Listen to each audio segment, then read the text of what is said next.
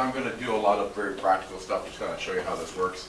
But they're nice small topics. One's on WSL package publisher, which is way better than deploying software with group policy because it's faster, it uses HTTP, and it's easy to set up, just as flexible. The other one is, what the heck can we do with the bash shell in Windows 10? That's what, kind of hoping Paul would be here. He's been sole support by nodding his head. Yeah, I understand that. But what we're going to do is we're going to talk about bash on Windows, because it's like, okay, you got the Linux bash shell in Windows, so what is it, and what does it do, and how can I use it? That's kind of what I'm going to talk about today. Long story short, you can't use it for everything. It's not the best thing since sliced bread, and it's still made. But there's some cool things you can do with it if you know Linux. Now, if you don't know Linux, it's a great way of kind of, you know, having an excuse to know Linux. And so we're going to go through a lot of Linuxy kind of stuff obviously, in this topic, right? So let me dim the lights, guys, and I'm going to do a lot of this practically.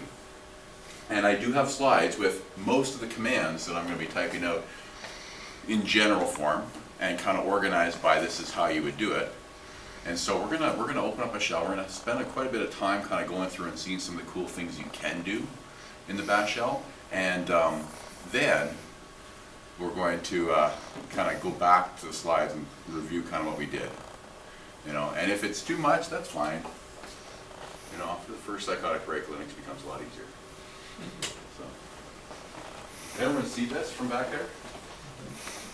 All right, I'm going to open up a prompt in a few minutes, but before we get there, let's just open up the presentation again. And we're in the second half, right? So, part 2, Win 10 bash. And I'm going to do a lot of this while I'm sitting down, of course, because I have to type in a bash shell. But the main thing, guys, is bash is just a shell. It's just your command prompt on a Linux, Unix, or Mac. Mac is just Unix, right? It's next step Unix. And it has a very, very cool scripting environment. So if you've ever been a Linux admin, you'll realize that you can do a lot of stuff on the command line very, very easily. There's no big PowerShell commands or anything, and it's very elegant and very quick to administer. You're going to get a flavor of that today. The Windows subsystem for Linux is basically the part of Windows that allows Ubuntu to run in kernel space.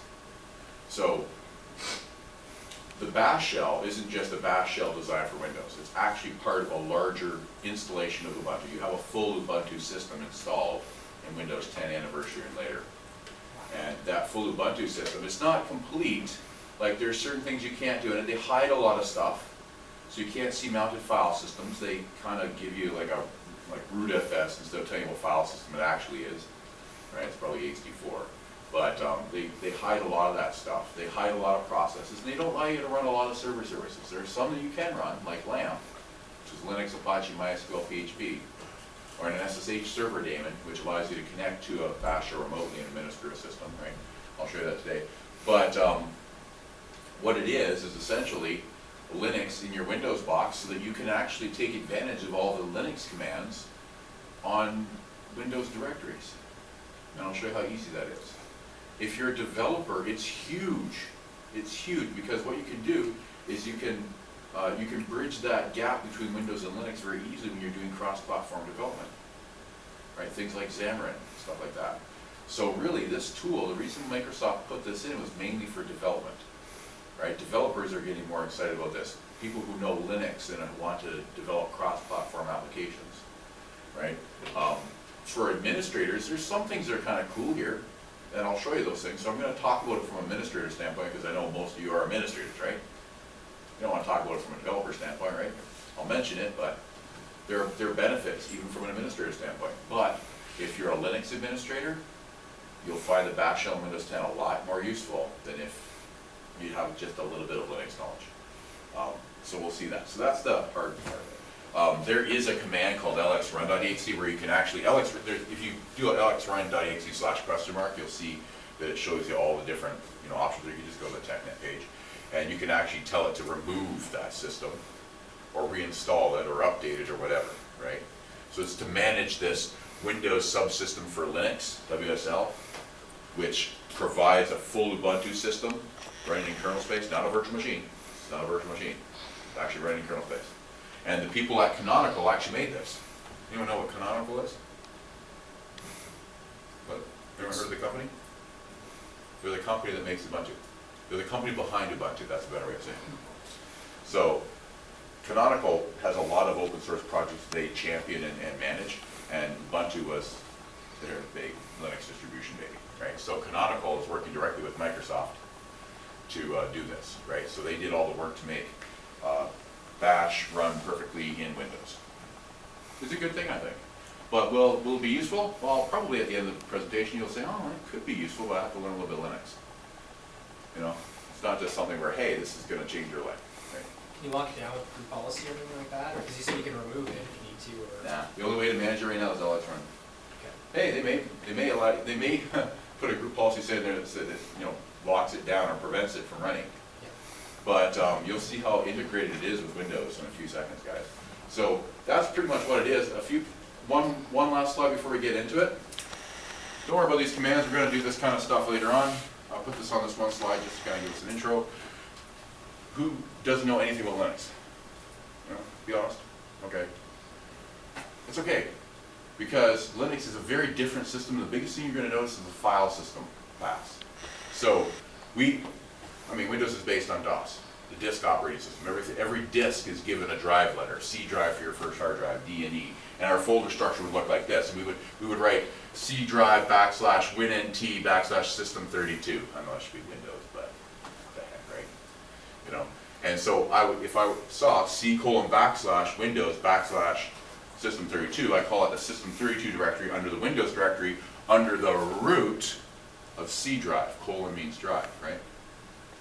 So you could read an absolute path name that way. Well, in Linux, we use one root.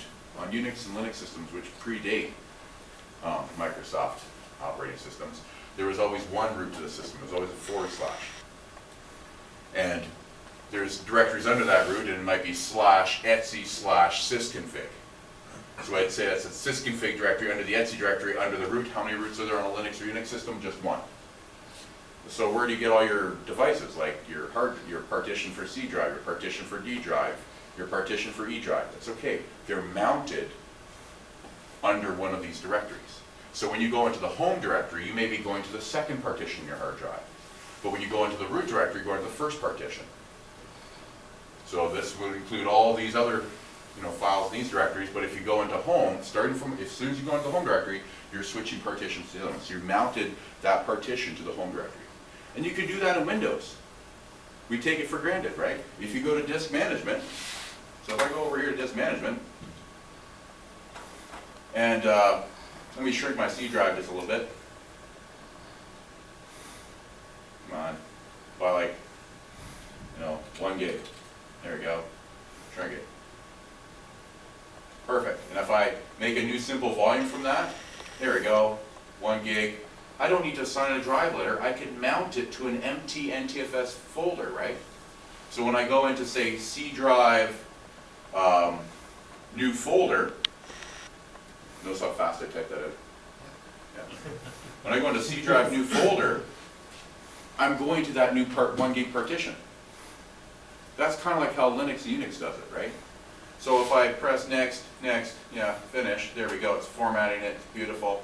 And I go to Windows Explorer, and I don't see another drive, I don't see a D drive. But if I go to C drive, notice the icon that's used by the new folder. Where's the new folder? Use the shortcut down. A little further. There it is, new folder right there. Doesn't look like a folder icon, doesn't it? Looks like a drive icon if you look at it very carefully. It's a drive icon with a shortcut. When you go into C drive new folder, now you're going to that other partition. If I create a new bitmap image or something right here, that's being created on that second partition. That's kind of like how Linux and Unix systems have always done it. They've made drive letters transparent to the user. When you go into certain directories, you may be changing partitions or devices. When you put in a DVD or USB drive, it auto-mounts it to say /media/Kingston, whatever the label is on there. And it puts a shortcut to that directory on your desktop so you could double click on it, and there's your contents of your DVD drive. And if you copy files to /media/Kingston, you're copying stuff to your Kingston flash drive, right? Or whatever. So that's how Linux and Unix systems do it. Windows systems can do it that way, like we saw with disk management. They just chose not to historically because they evolved from DOS. It's not necessarily bad, especially around Oktoberfest, right? Kids in New Orleans, right? DOS is good. No? I know. There we go, okay. So not too bad. And the other thing is commands are case sensitive, so capital L does not mean the same as small l. And this is the command to list files in your home directory, a long listing, and you have an argument here. So command option argument, that's /home, this directory right here, /home. See that? We don't know if we're going to a different partition or drive or anything when we go there, right? Most options are either a small dash if it's a letter, or 2 dashes, that's called a POSIX option. So date-u and date-dash universal mean the exact same thing. Less typing for date-u. And if you want to get a help file, use the man command. Man date, right? See the manual page for the date command and read through it. So searching man pages, if you're a Linux admin or even a Windows admin now, very common. You can see the different options of the date command that may show you the date in a certain format that's great in a shell script, which will come into play later on, right? So, yeah, it doesn't mean man date. It means see the manual page for the date command. Man cron tab will show you the man page for the cron tab command. Man ls will show you the man page for the ls command, right? There's different chapters of the man page too, so some have multiple pages in each tab. All right, guys, so on that note, let's show you how to install this. So to install it, all you have to do is this. I'm going to do it right for you. So click on, oops, get my VM there. So here's my Windows 10 VM with a bit of humor. And all you have to do is click on Start and just search for settings, right? There's the Settings app in Windows 10. You go to Settings, you go down here to Updates and Security, and don't worry, this is on the slides. I can go fast, you don't have to worry about that. And you just go down here for developers, right? Because what is this bash shell and Linux environment for? For developers, right? And you have to choose developer mode. So you have to click developer mode and you have to reboot after that. So when you choose developer mode, you can't just install, you have to reboot once after. And you'll see it doing some weird stuff. It doesn't take too long. And then once you've enabled this developer mode and you've rebooted, you can install the Windows Subsystem for Linux. Just right-click Start, go up to Programs and Features.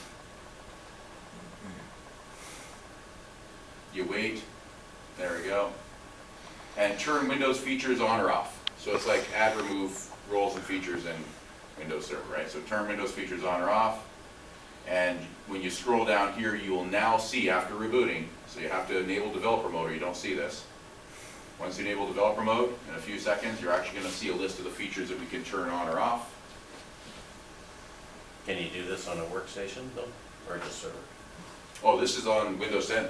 No, that's what I meant. A workstation, or does it have to be on the server? Windows Server. Oh no, they don't have this in Windows Server. So my host OS, this OS right here, this is Windows Server 2012. I'm running Windows 10 in a VM. Okay. It's only part of Windows 10, only part of the client OS. So servers don't have this Windows Subsystem for Linux. Just Windows 10. And when this pops up, you just scroll down here and you'll see Windows Subsystem for Linux Beta. And you click on that, you press OK, and you have to reboot. When you reboot, it installs a lot of stuff.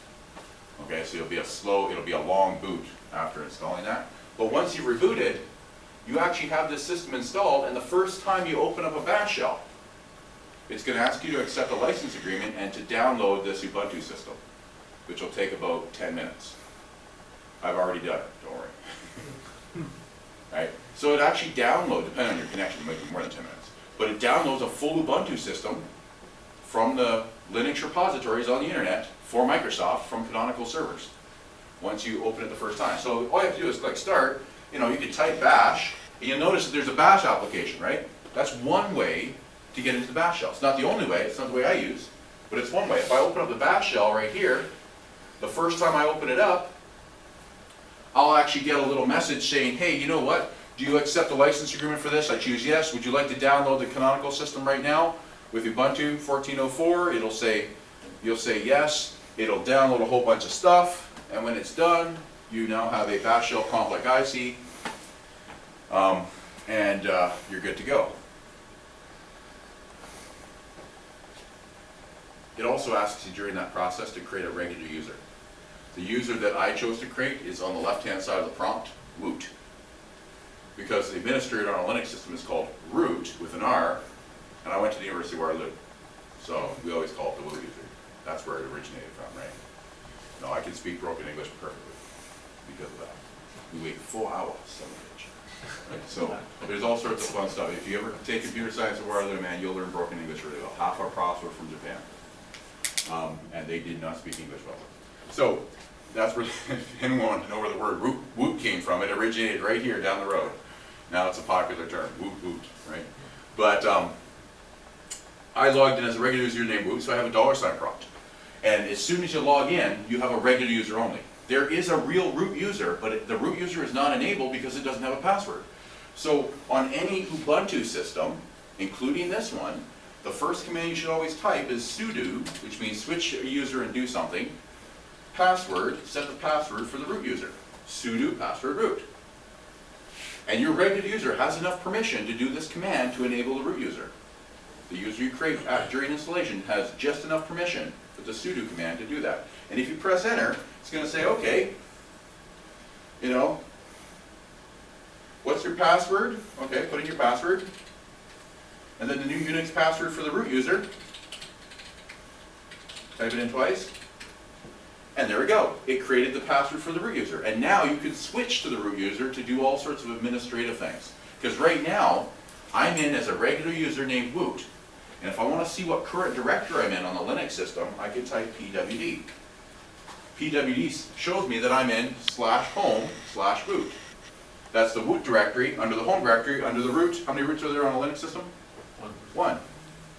But if I switch to the root user, don't worry, all these commands are in my PowerPoint, don't worry. su dash, now I can type su dash root. That means switch to the root user and grab the root user's environment variables, that's what the dash means. But if you leave off the word root, it assumes root, so I just type su space dash. And if I press enter there, it's going to ask me for the root user password that I just set. And now I have a different prompt. What is my prompt, guys? What's the difference between this prompt and that prompt? Can everyone see that? I can make it bigger. Root.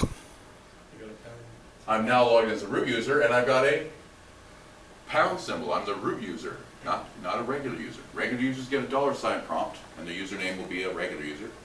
The root user, the real administrator of the system, obviously says root on the left, and it has a pound symbol. It's just like a Cisco router.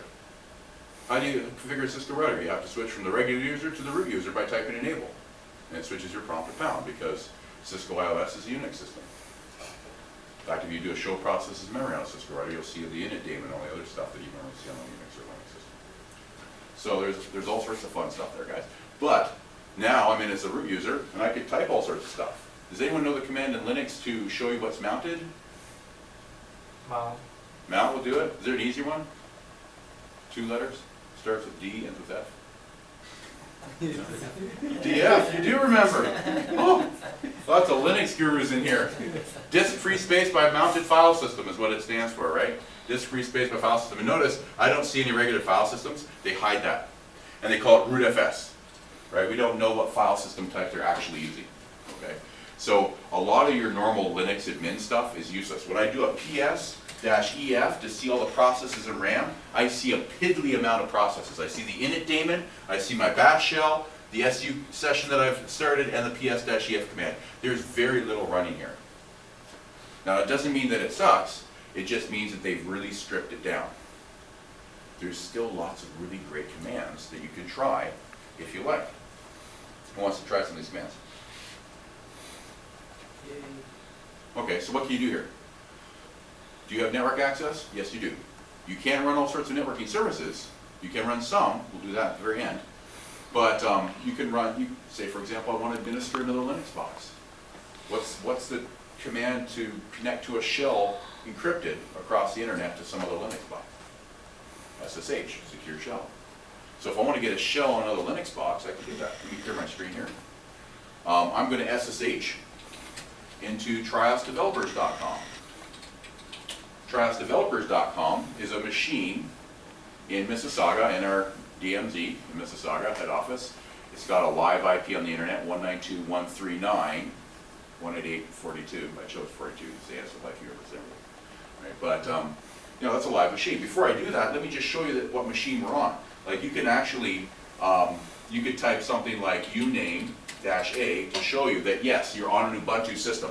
GNU Linux, it just says Linux, GNU Linux, it's 64-bit blah blah blah on that desktop. I could do like a LSB release, you know, and I could do like --help to see how to use that command, right? And it says, okay, here are the different options for it. So I want to see the version or the description or the release name or the code name. So I could do a, you know, LSB version, LSB release -r, and it'll show me that it's Ubuntu 14.04 or description, right? It's Ubuntu 14.04.5 LTS long-term support, right? That's what we have running in Windows 10, a full Ubuntu system. Now, if I connect to that machine in Mississauga, it's not running Ubuntu, but it's a Linux machine. Linux is Linux, Unix is Unix, right? Unix is Linux. So let me clear my screen and I type SSH, triasdevelopers.com. Now, I usually type username at triasdevelopers.com, but because I'm logged in as root, it's going to pass that user over anyway. As long as I know the root user password there, it's fine. So, there we go, and I know the root user password for that. I am now logged in to, there are 6 failed login attempts there, to another machine. How do I find out what machine I'm on? I'm actually going to type uname-a, and you'll see that this machine is a Fedora Core 24 box called CSC studevo1.trias.com, and I now remoted into that machine. I can administer it. I can type, you know, ls, I'll see the scripts I've made to create new users. This is actually a big web server that hosts my website, and the website's for all of our students. So if I did an ls in the home directory, ls/home, let's see how many home directories we have on that box. Lots. Each one of those is a student, and they have their own web page underneath it in a public_HTML directory. You go to triasdevelopers.com/Jason Eckert or Harvey Lipschitz or something like that, you're going to go to different web pages, right? And if I want to make a new user, I could just type, you know, new user script, and, you know, a name like Bob Doe. There we go. Give Bob Doe a password.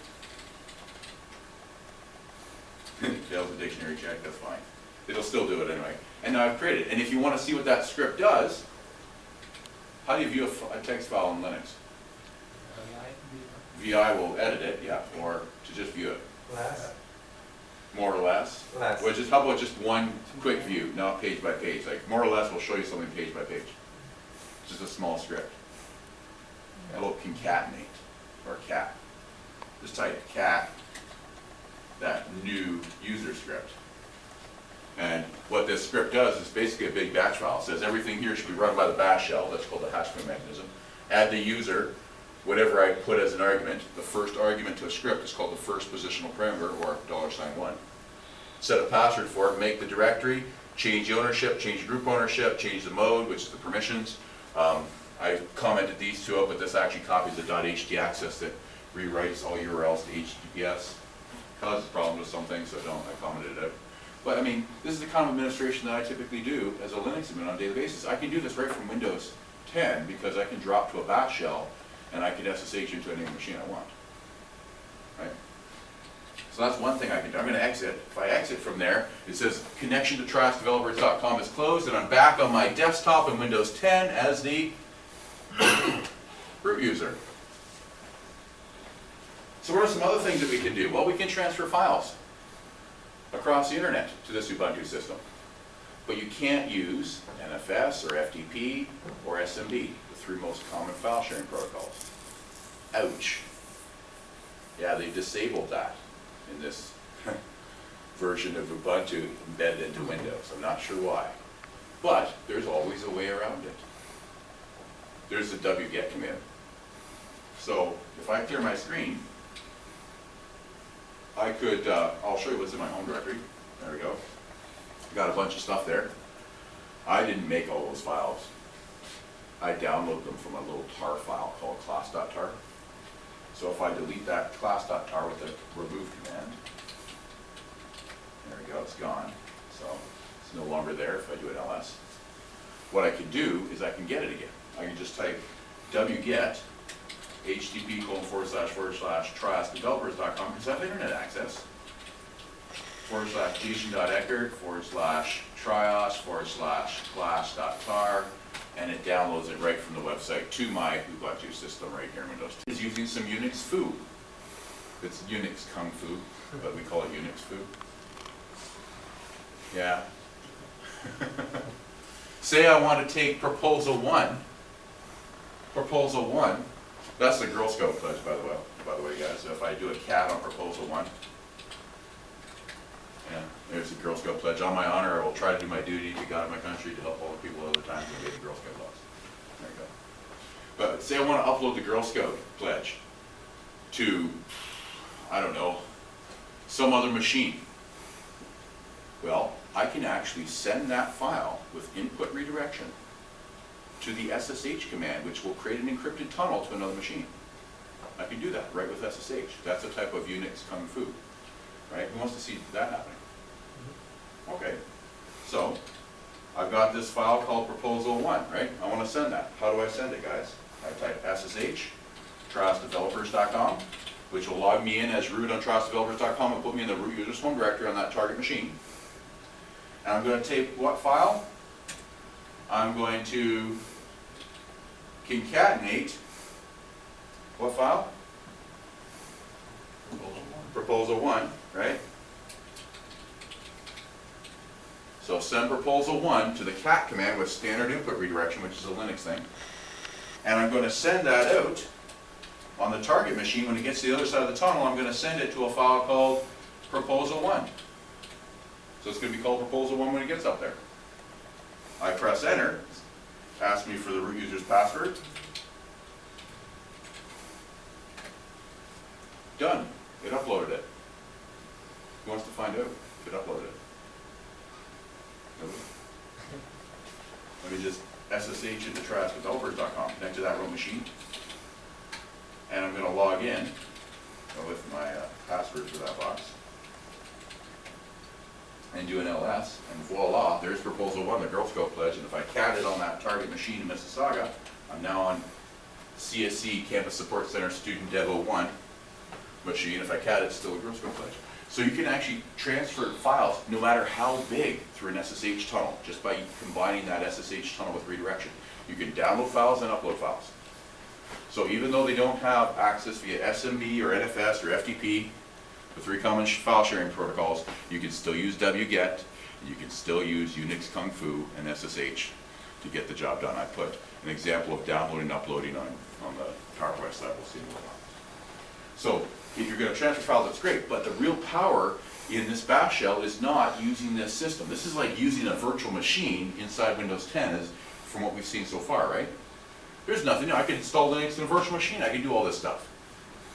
Where it gets really interesting is the fact that I can access my entire Windows system from Linux and vice versa. Do you remember on that PowerPoint slide, there was a bunch of directories under the root? There's one called MNT, which is great for mounting little things temporarily. When you do an ls on the root of the system, you'll see that there's all the same directories you normally expect on a Linux system. The etc directory for system configuration, the dev directory for device files, bin for all of our binary compiled programs that users can execute, home contains home directories, root is the root user's home directory. There's a whole bunch, temp directory. There's a MNT directory right here and a media directory. These things are used to mount, like media is used to mount like DVDs and USB flash drives and stuff like that. They auto mount to media. MNT is just a little blank directory normally on a Linux system. But you can mount stuff to that, like if you want to manually mount something. Well, guess what? If I look at MNT, what do I see? Oops, I'm still on the other machine. Yeah, let me just, there we go. Let me do an ls and MNT, guys. Well, ls and the root, you'll notice it's the same directories, right? Pretty much, just a little bit bigger. If I do an ls on MNT, I see one thing under it. What is that thing in green? It's not the C drive. C. Oh, that's your C drive. It doesn't have the colons. Oh, doesn't have to. Let me do an ls on /mnt/c. Oh, that looks like the root of my C drive. Page file.sys, boot mgr, all the hidden in system files are there too, including the directories are in blue, Windows, users, program files x86. Is that the root of my C drive? Yeah. What if I went into mnt c users, I can tab it out, it'll autocomplete. And what do I have under users? JSON. That's the user I'm logged into right now. And underneath that is desktop and documents and all the other stuff. I'm going to go into that directory and do an ls. What do I see? I see that PNG file that I have on my desktop. See that in desktop.ini. That. If I want to create a new file there, touch lala.txt. We'll create a brand new file called lala.txt. And look, it just appeared. See that? If I want to download or extract that class.tar that I downloaded from the internet, I don't have to do it in Windows. I could just type tar, xvf, go to my home directory and grab class.tar. Ooh, where do I extract all those files to? My desktop on Windows. And I can use them with any Linux command. So one of these folders on my desktop is called poems. I always like to teach Linux with, Shakespearean sonnets. Because if Linux wasn't, hard enough, right? Add some Shakespeare to it. Just kidding. But you know what? We could use Linux to prove that Shakespeare was not a romantic. You guys want to do that? Sure. He wasn't a romantic. Everyone says Shakespeare was a romantic. Well, let's go into that poems directory. Poems, Shakespeare. Thank God for the tab key because I don't know how to spell Shakespeare. And if I do an ls in there, I see a whole bunch of sonnets. These are Shakespearean sonnets. And if I want to view one file, what's the command to view one file? Cat. So I can type cat, sonnet 1. There we go, there's one sonnet. If I want to cat all the files, I can use a wildcard. Cat, sonnet, star. There we go. And there's several pages if I want to scroll up. I just want to know how many lines are in all the sonnets. And I want to compare that to the number of lines that have the word love. I can use Unix or Linux commands beautifully to do that. And piping, much quicker than I could do with PowerShell or anything that Windows provides. So there's a big benefit. For me as a Linux admin, I can extend that to Windows. So what I can do is I can do this. I'm going to cat all the files. So sonnet start, and I'm going to send that list to the word count command, which is just going to count the number of lines. Right? So instead of showing me all those lines and all the files, I'm just going to send it to the word count command that does a really, really good thing of counting lines. There's lots of small utilities in Unix and Linux systems that are really good at one small thing. And it shows me that there's 169 lines in all of those sonnets. Who wants to know how many of them contain the word love? Okay, so there's a command in Linux that's beautiful. It's called global regular expression print. Globally look through a file for regular expressions, which are fancy wildcards, and print the results to the screen. So I'm going to type grep. I want to look for case insensitive, the word love, in all of these sonnets. There we go. And if I press enter, it shows me the lines that have the word love in, and even highlights the word love and what file they were from on the left-hand side. But I don't want to see those lines, I just want to see the number of lines that have the word love.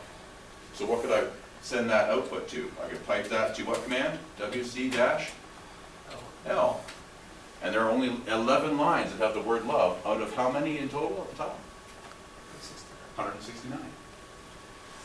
The file processing in Linux is very, very superior to Windows. So I'm doing this on the files that are on my Windows desktop.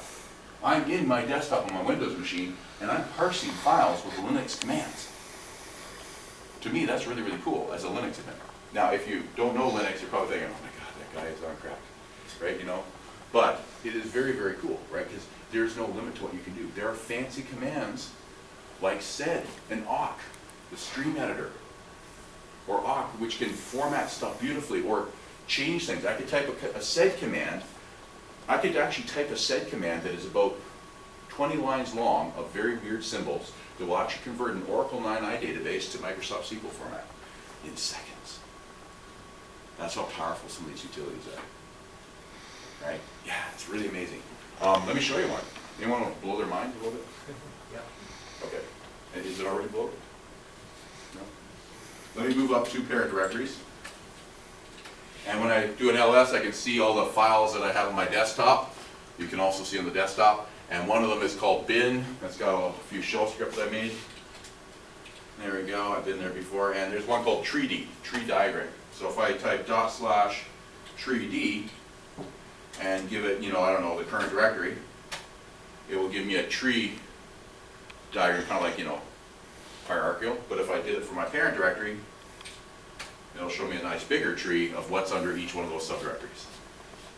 This little shell script that generates this little tree diagram, because there's no tree command in Linux, is this shell script, if I cat it, cat treed, is only that long, right?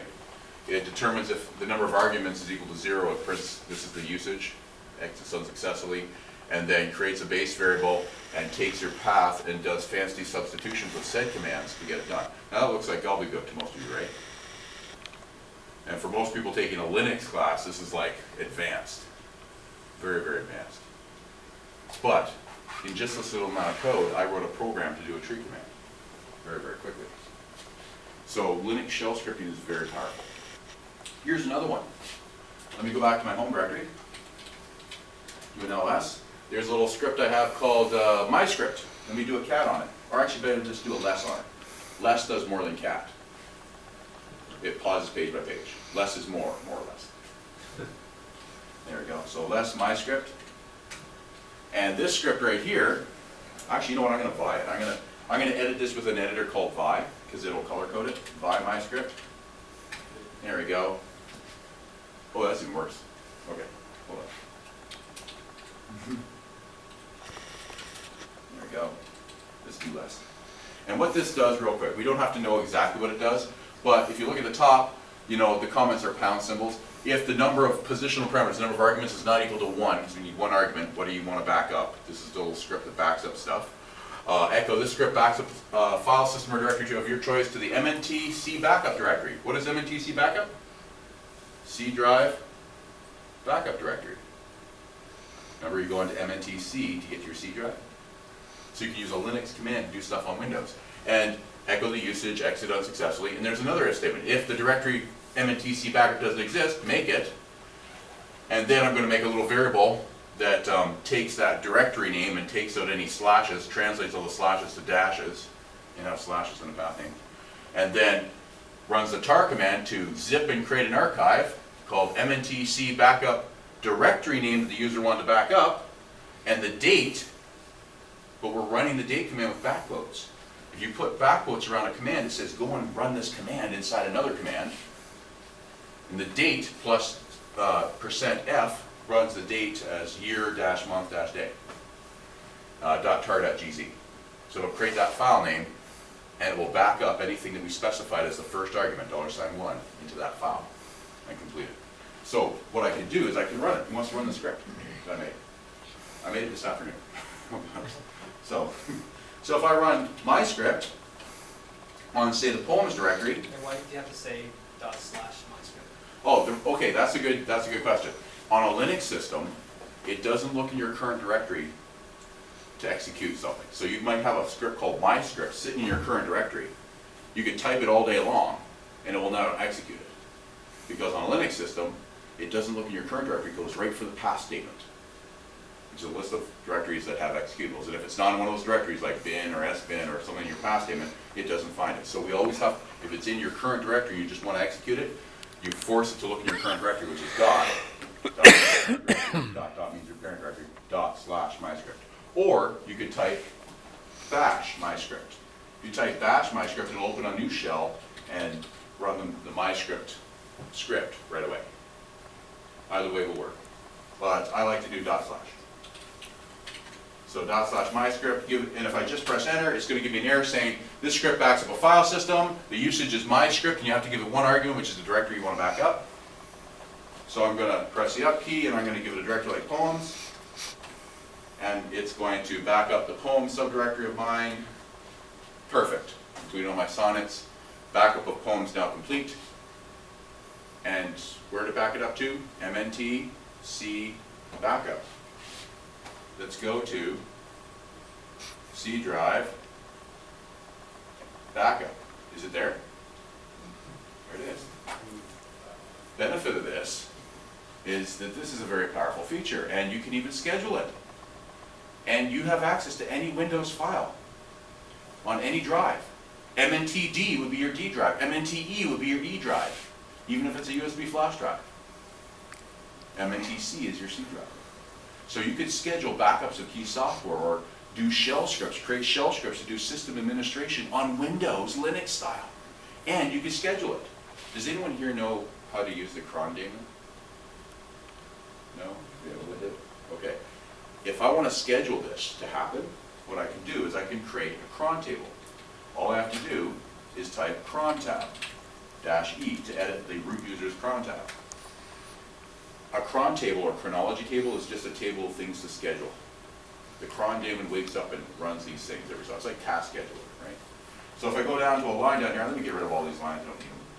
But if I open a line at the very bottom here and I type, say, 30:22, that means, it's hard to see here, guys, 30 minutes past the hour on the 22nd hour, that's 10:30 p.m. Any day of the month, any month of the year, only if it's Saturday, day 6 is Saturday, 0 and 7 means Sunday. I'm going to run /root/myscript to back up the /root/poems directory. There we go. There's the script and the argument, and I give it the full path name. That will happen every night at 10:30. And what I can do is I can copy and paste that, run the same script at maybe 11:30, replace that with 2300 hours, and to back up maybe the miscellaneous directory that's also there. The same shell script can back up several different directories at different times. So the power is you can actually take all the Linux admin stuff that you know, and you can apply it to Windows. So from an administrator standpoint, that's the main benefit of the bash shell. And if I save and quit there, it'll say installing a new cron tab. And if I type cron tab -L, I can list it. And you can see these two cryptic lines, which are actually very elegant if you learn Linux. I know if you haven't used Linux, this might look scary, but it's actually a very elegant system. Dennis Ritchie always said Unix is a very simple operating system. It just takes a PhD to understand it. It's simplicity, right? So will the cron jobs run if the bash shell isn't open, or does it create schedule? The cron daemon wakes up when it needs to according to those times and runs them. So there's a cron daemon that's running, and it's given a system process. It doesn't show up when you do a ps-ef, but it is running, and it actually wakes up and runs those cron jobs. Daemons sleep in the background and wake up when they're needed. But even if the bash shell isn't running? Bash shell, it doesn't have to run. The Ubuntu system's running. Yeah, it's a full Ubuntu system. It's installed, it's running all the time. Okay. But most of the stuff is sleeping in the background. Right, isn't that cool? So that's pretty cool stuff. So is there a Windows service for Ubuntu? Can you see it? Like, how do you know it's Task actually manager isn't there? Oh, Yeah, that's so where you that can- command comes in. Remember that LX run? Okay, yeah. Yeah, you can. Yeah, you have to do it all through LX run, so it doesn't kind of show up like that. You guys want to install software? Sure. Yeah. It's an Ubuntu system. You can install software. apt-get will go out to a software repository on the internet and download whatever you want. So I could download, I don't know, the expect program. Apt-get install the expect program. I could download nmap. I can't use nmap though. There's limitations to what you can use, but I can download software. The reason they allow me to download software is because I can download like the latest version of Ruby or Python or Perl, because this is for programmers, right? Every guy got that programmer slant from the system administration topic? Well, there we go. I'm downloading and installing all these packages right now from the internet. It's unpacking them right now, saying to start. Just be the root user and run apt-get. I can actually update my entire Linux distribution. apt-get update will update the repository list of packages available, and apt-get upgrade will upgrade your version of Ubuntu to the latest version, which I did. There is one update available. It's to 14.04.5, right? Which I did earlier today. It takes a little while, right? So you can install software there if you like. We talked about that already, and you can, if you really want, remember how we talked about the fact that you have all this Linux scripting at your fingertips? Even things like renaming files. How do I get to my C drive again? MNT, C, maybe go to users, JSON, desktop. Underneath there is Columns directory with Shakespeare underneath it. And if I do an ls, you'll see all those sonnets. Remember those sonnets? Doesn't it freak you out that Linux doesn't like to use file extensions by default? Yes. It does? Would you feel better if I renamed all those .txt? Yes. You know how easy that is? You can't just run a command because there's so many files. You have to cycle through them. You can't do it in Windows either. So what you can do is you can do something like this. For, make a variable called file in all the stuff that's in my current directory, do the following. Move or rename, move is a rename command, $file to $file.txt. Done. That will loop through right now and rename all the files to .txt. Yeah, well, it's, you know, first time it loops, file is sonnet 1, second time, and so on and so forth. So if you're a Linux admin, this is really cool stuff. You don't need to use PowerShell that much if you're doing file management. Some things you do have to do. You can't create a user in Windows from a Linux command. But when it comes to file management and system admin tasks, some of it can be done that way. But really, this was for developers. The main reason that we have this is so that we can do development. In fact, you can install, if you really want to, you can install Linux, Apache, MySQL, and SQL if you want. The binary to do that is actually lamp-server. Okay, there we go. So apt-get, install, lamp-server, and the cret just, you know, installs the task cell system that does it all in one shot, right? So you're using key commands after the install, and it's just knowing to go to get this. It's knowing that first one, the last one was like expect or something like that, and it just Oh, yeah. with certain areas. Like, how does it? We take where it all for these granted. On things- Windows, we always say, oh, we have to buy software, we have to download and install it. Yeah. Most software that runs on Linux is open source. So they just stick them on these servers on the internet called software repositories all around the world. And you're downloading the software from a repository. It's asking me for a new root user for the MySQL, so I'll just put in mine. There we go. And it's going to finish that install. It's downloading this open source software, which is free. You don't have to license it. You don't have to pay Here's for a it. random sites, Yeah. and all you're doing is like putting in a name. And how do you know if somebody else hasn't used this name and all these other random sites? And The software repository list is centrally maintained. Everything's digitally signed by GPG, which is PGP. And you get the one that's closest to you. So there's a whole bunch of software mirrors. I'm probably going to the one at the University where I live because it's closer to me geographically. yeah, But the list of mirrors is part of the operating system, and when you do an apt-get update, it updates the list of software that's on the servers closest to you so that you can do this apt-get to get it. If it was Fedora, it's not apt-get, it's DNF, Dan-defined YAML. It's different package manager. Most Linux distributions fall into one of those two camps when it comes to packages. But DNF install, you know, expect, whatever, right? Does this give you the extra virtual terminals, like when you sign on to a Linux system, you get the VT 1, 2, or 3, or is that just Unix? No, that's, yeah, you can't press Control F1, 2, or 3. The terminals are provided by the OS. This is one terminal. Now, you can open multiple bash shells. For example, while this is running, I could open up a command prompt. There we go. This is a DOS prompt, right? How can I tell it's a DOS prompt? Windows version 10? I'm going to open a bash shell. Type bash. Where am I? MNTC users JSON? Is that my home folder? And do I have all the access to all the commands that I can do? Like, well, who won't work, but you know, I could type uname-a, you know, remember that? I could switch to the root user, su-, type in the password. Now I'm in as the root user and I can install software, I can run scripts, all sorts of fun stuff. So you could actually just start any command prompt, PowerShell or DOS, type bash. Now you're running the bash shell. It's that ingrained into Windows. So if you're a Linux admin, this is a heyday, right? If you're not, it can be a little scary, and like, why would I use that, right? But here we go. I've now installed that sucker, and all I need to do to run it, I've got it right here on my PowerPoint here. It's too hard to read these little printed out notes that I got. If you don't like Vi takes a little while to learn. Nano is a very easy text editor, so I did that one first. Vi, does anyone know what Vi stands for? Virtual. No, you put a little E at the beginning and an L at the end. Just kidding, no, it's actually very cool, but yeah, it's got a high learning curve. And if you, and by the way, Can Windows see the Linux files on the Ubuntu system? Yes, it can. I didn't show you that, but just go to C drive users, your username like Jason, app data, is that a hidden folder? So you gotta view hidden folders, local Linux subsystem. And underneath it, you will see the pointer to the root file system and to your home directory on the Linux Ubuntu system. So you can actually use Windows to copy files to the Linux subsystem too. It's just cooler the other way around, right? Oops.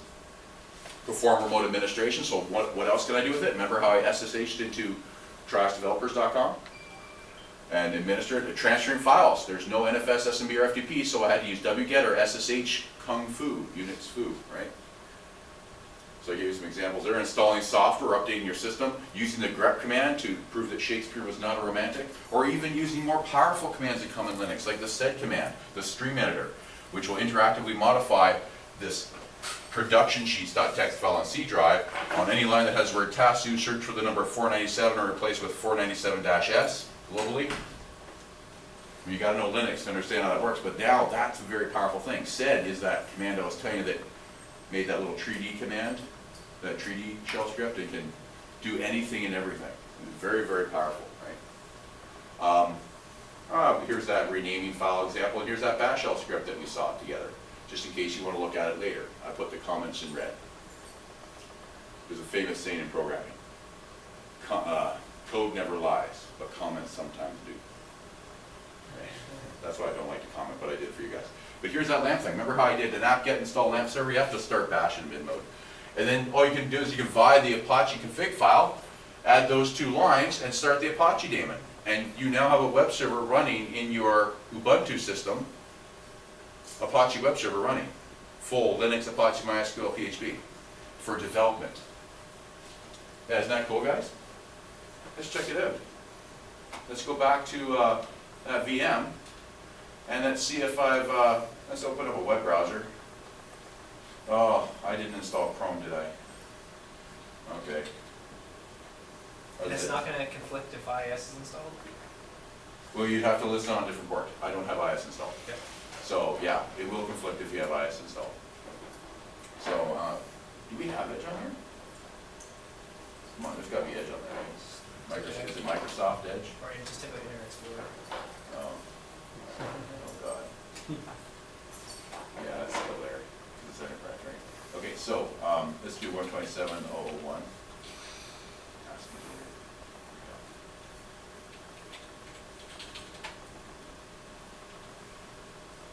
Oh, great. Thank you, Internet Explorer.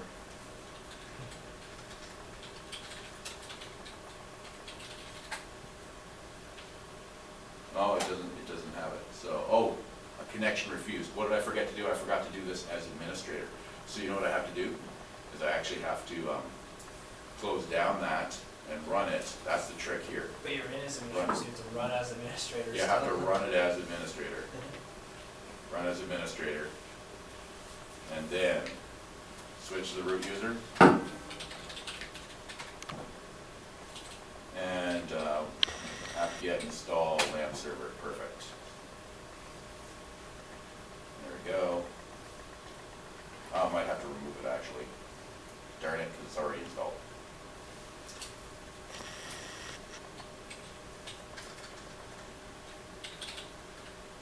And then reinstall it. There we go.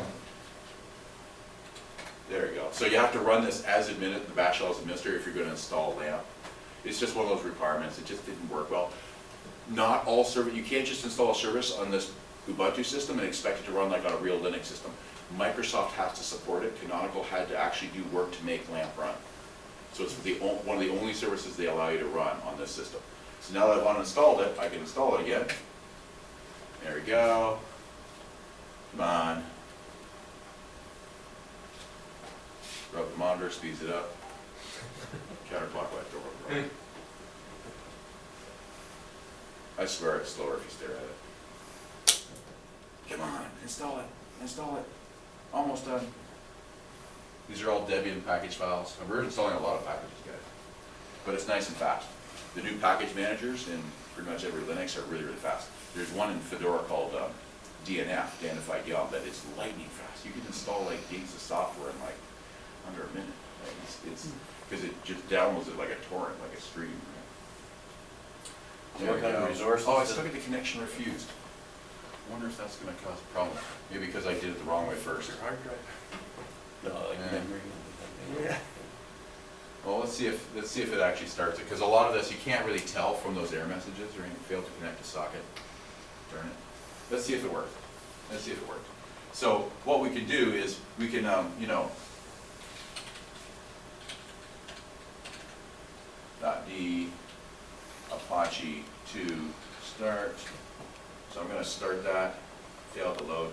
What we're gonna do is we're gonna buy the etc Apache 2, Apache 2 config file.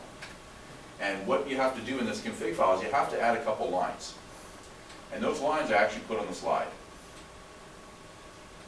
So it doesn't matter where you add them, I'm gonna add them right here. But those lines that you have to add are server name localhost and accept filter HTTP none, right? Let's go back over here. Server name localhost, accept filter HTTP none. Now it's 2 E's. I'm just gonna save and quit, and then I'm gonna start Apache, and it started. Who wants to see if it works?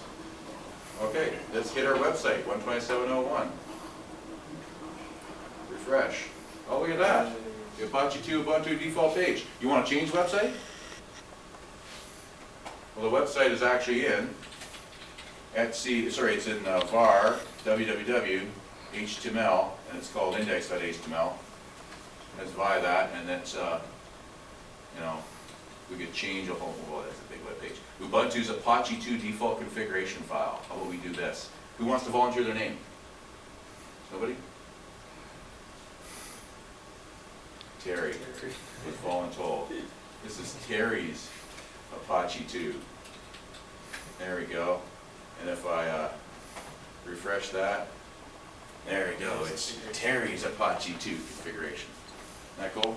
So we have a full web server, PHP, MySQL installed. You just have to make sure you run it as admin when you're installing, or uninstalling or installing it. Yeah. And so I put all those steps right here on the PowerPoint, guys.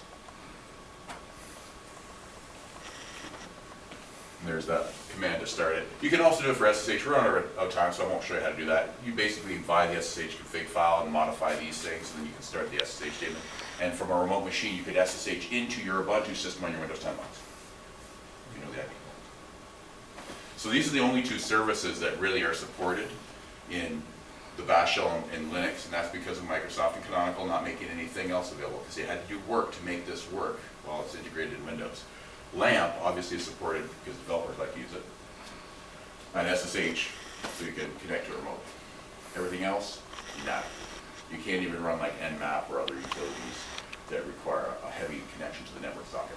Right? They won't run. You can install them, but they just won't run. Right? So that's pretty much it, guys. That's everything you can do if you're not a developer. If you're a developer, well, you can do all your developer stuff. Look at all that. Even F#. Who uses F#? That sucks. So if you want to know what Bash is all about in Windows, that's pretty much it. It's got some great Linux admin, watch your eyes, functionality. So if you're a Linux administrator, you can apply all that stuff, shell scripts, you name it, management to everything on the Windows system, because the Linux system inside Windows 10 has full access to everything and vice versa. And you can even run some services if you like. You can use it to manage other Linux servers right in your Windows 10 workstation. You don't need to install PuTTY to connect to SSH. Just open a Bash shell and SSH directly into whatever Linux machine you're going to administer. Right? So there's all sorts of fun stuff you can do. But it's more exciting if you're a Linux admin. Yeah. Anyone here look at that and think, that kind of sucks? Be honest. No? Anyone want to learn Linux now? Just use PuTTY? Okay, I'll just use PuTTY. Forget this. PuTTY is an SSH client for Windows, right? Yeah, so I'll just use PuTTY. I'm good. I'm good. I don't need a Bash shell. But yeah, that's essentially what it is, guys. So I hope you enjoyed this presentation. I know we went a minute overboard, but WSUS Package Publisher is a cool add-on for WSUS that allows you to deploy software, and it's just as easy to use as WSUS. And everyone's wondering, why did they add Linux to Windows 10, well, they added the full Linux system mainly for developers, but you have full access to the Windows machine, which means you can also do Linux administration-like commands on everything Windows, including all the files on my desktop, which on my Windows 10 desktop are still there, and run some services. I probably shouldn't have those on my desktop, but I do have them, including Letter, which I'll open with WordPad. You'll see is Alan Sherman's famous Cron. Hello, Mother, hello, Father.